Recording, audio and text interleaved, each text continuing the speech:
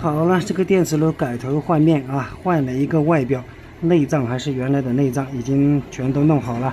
咱们现在来看看是怎么弄的啊，还是维修的比较成功的。大家看一下，这个是猛火灶啊，31×39的这个面板，用户说被空心砖给砸坏掉了，不知道是不是真的被空心砖砸坏。如果是被空心砖砸坏的话，线盘都已经砸坏了。然后一次性拿了2个来，这个也是，看全都坏成这个样子，2个同时砸坏掉的啊。这个2个都是双线盘、铝线盘的啊，双层铝线盘的，这个是后期产品。这个用户说160块钱，看看能不能把它修好。咱看了一下，买全新的这个板比较贵啊。刚刚无意当中搜索了一个啊，弄了一块旧的啊，这个虽然是旧的，但是只是脏了一点，完全可以胜任。因为100多块钱，我还要修好之后还要送到他家，来回也要烧油的啊。总体来说，2个电磁炉像这样弄下来的话，也没有多少利润啊，也没有多少利润。咱现在把这一个先给它锯开，看一下它是下芯，看看内部电路构造是什么样的。我还忘了补充一点。虽然是这几十块钱的利润，但是你们看一下这个微晶板，这个全都是碎玻璃，碎玻璃拆的时候一定要小心，戴上护目镜，戴上手套。你看现在这个碎玻璃都在手上了，一不小心然后就伤到自己了，伤到自己十个几十块都补偿不回来啊，都补偿不回来。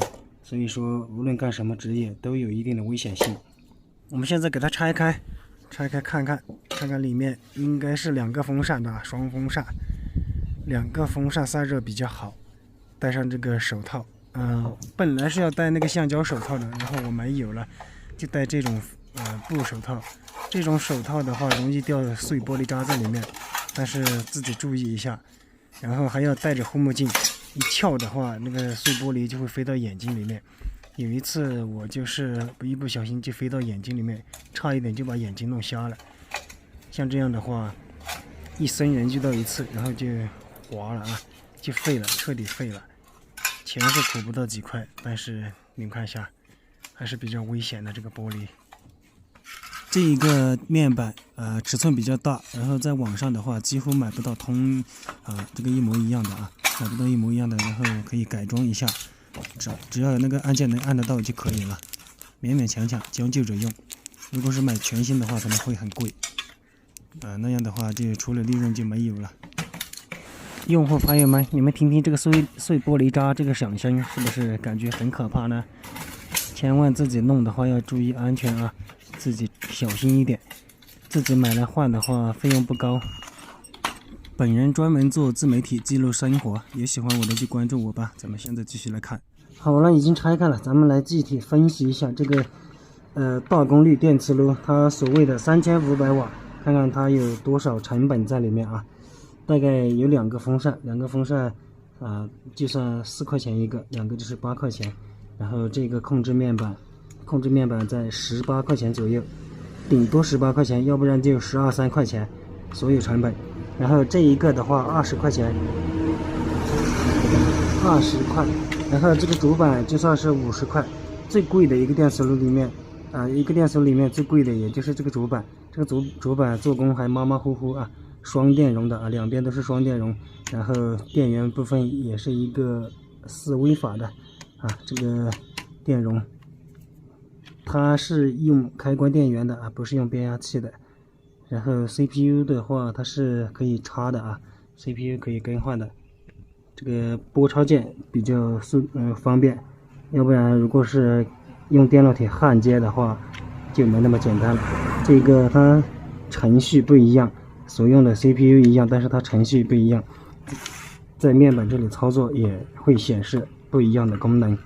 但是话又说回来，转来转去无非也就是个加热停止火力增大火力减小，大概也是这个范围。然后除此之外就是这个玻璃面板啊，还有这个塑料外壳。这个塑料外壳应该是 ABS 的啊 ，ABS 这个外壳质量还是比较可以的啊，外壳还是比较可以的。总体下来所有的成本就是在这里，大概也就是130块左右。如果是在什么网上买的话，可能商家找个50块左右，40、50左右也算正常现象。各位师傅，各位用户，你觉得我说的对吧？评论区等着你来交流之流，通通流。好了，废话不多说，咱们现在把它这个面板给它装上去吧。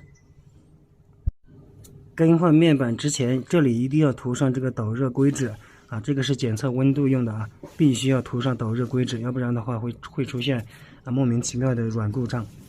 然后边上涂上808或者是704，我用的这个是808，这个快干了，应该是没问题，给它涂上去。这个胶大概是3块5、4块钱。用这个808来粘，808效果比704好得多。像这个，然后需要把它上面那个油污给它擦干净，然后顺着边一点一点的给它转团掉啊，给它转团掉，全都匀称的给它打上去。这个胶打的太多到处淋的是，打的太少它又粘不牢。这个胶如果你是去维修店买的话，然后维修店一般情况下是卖给你10块钱一支，想省钱的话就去网上买吧，网上便宜，10块钱可以买2支了啊，绝对可以买到2支了，只是速度比较慢，速度慢啊。今天所说的全都是大实话，你看一遍的话你就会弄了，你就会自己修了。一个电磁炉省下160块，一点都不含糊啊。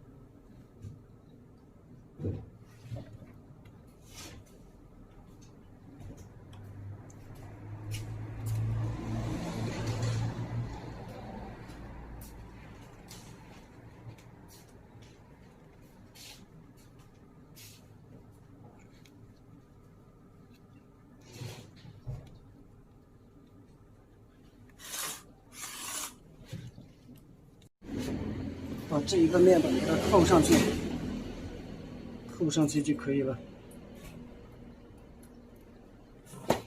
上面给它压些重物，上面在上面，然后过上30个小时左右，立马就好了，然后就可以使用了。